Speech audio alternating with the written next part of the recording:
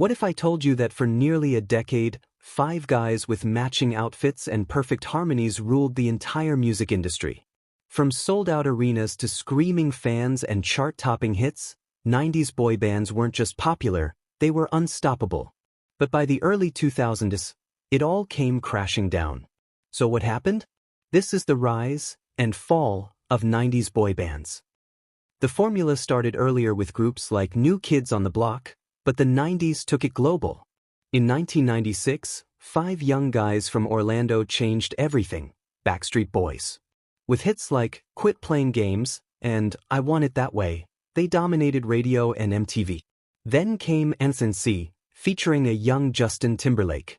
Their album No Strings Attached sold over 2 million copies in its first week, a record at the time. But it wasn't just America. From the UK, take that had already sparked boy band mania, launching the career of Robbie Williams. And globally, no group sold more records than Westlife. The formula was simple: catchy pop hooks, choreographed dance moves, member for every personality, and lyrics about love and heartbreak. Teen magazines, TRL appearances, and non-stop radio play turned these groups into cultural phenomena. By the late 90s, boy bands weren't just artists. They were brands.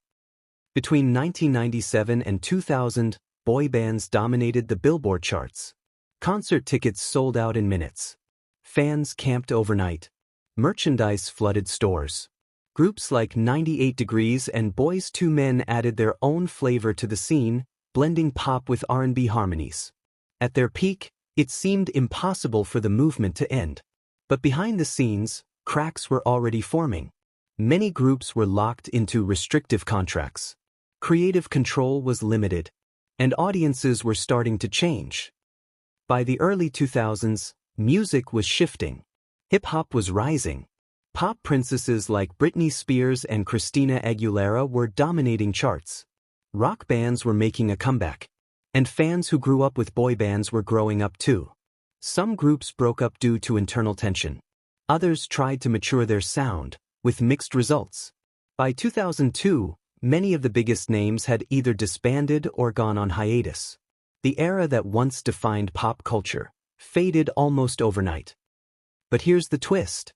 Boy bands never truly disappeared. They evolved.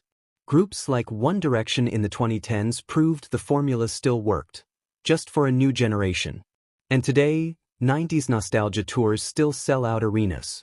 Because whether you admit it or not, if you grew up in the 90s, those songs are still somewhere on your playlist. Which 90s boy band was your favorite? Backstreet Boys? NSYNC? Westlife? Let me know in the comments.